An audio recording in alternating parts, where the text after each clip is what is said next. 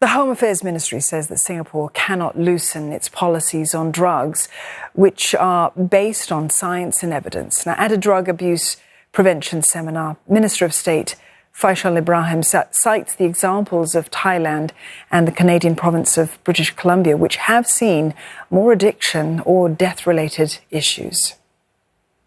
If we ignore the science and loosen our drug policies, like what some countries have done, the drug situation in Singapore will be much worse. When I meet my fellow counterparts, they will share with me how their threat level to themselves increase or reduce according to the situation in the country and how that is linked to the syndicates.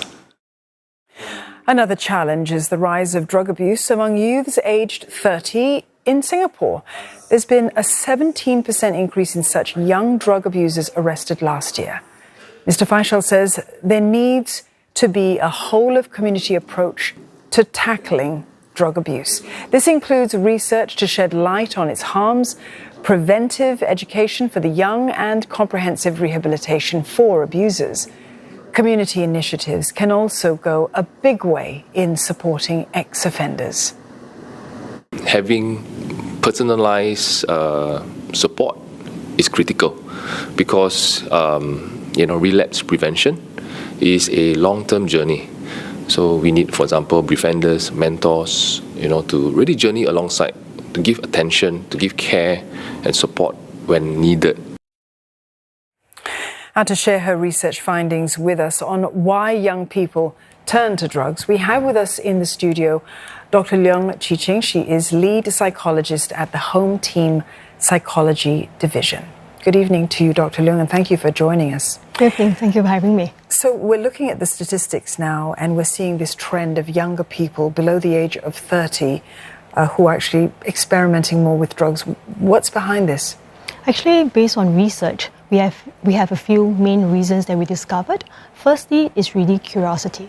For young people, especially our teenagers, the period of adolescence is really a period of discovery, and it's natural to be curious about many things, drugs included. But coupled with the accessibility to drugs from negative peers or chat applications like Telegram, these two combined actually lead to a much greater increase in the drug use for young people. So the avenues for them to find out more about this are widening, is what I hear you say partly. But are there factors that are within our control in order to do something about this? I mean, we have over the years been sort of trying many methods of control. But there are also those sort of issues that we can't control at all, that are beyond the realm of control. Yeah. I think there's only so much that we can do to control what our young people see and do on social media itself. So therefore, I think one of a very important thing for us to do is really to educate our young people, be more discerning in terms of what they read and what they know, what they see on social media, to be able to identify what are those that misinformation and what are those that are facts. Having this life skill being taught to them will be very useful, whether it's about drugs or other kinds of online harms. What about a whole-of-community approach to actually tackling drug abuse? It seems that there is some benefit as well to kind of broadening the ability for members of the community to actually be part of this. Yeah. So having a community-wide approach, right, it means that different parties, whether it's the family, the schools, the government, or community agencies, all need to share and send the same messages. So basically, when we all share the same measures, we're building upon strength, and that can really emphasize the importance of what we're trying to say. When it comes to the experimentation of drugs by young people under the age of 30, or at any age really, is there a part to play in self-control, or this idea of a person just having the inner strength to resist? Yeah, I think helping our young people build a sense of resilience as well as a sense of self-esteem is very important. When you are comfortable in your own skin, you are much less susceptible to peer pressure and peer influence. Yeah, I mean, parents play such a critical role as well, as do educators, as far as this is concerned. Tell us something more about, what a parent can do under these circumstances? They think that maybe their child might be susceptible or curious even. Yeah.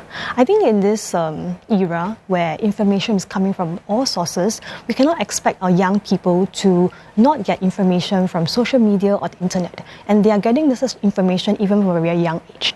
So it's actually very important for our parents and educators to be well equipped as to how to speak to our youth, our children about these matters.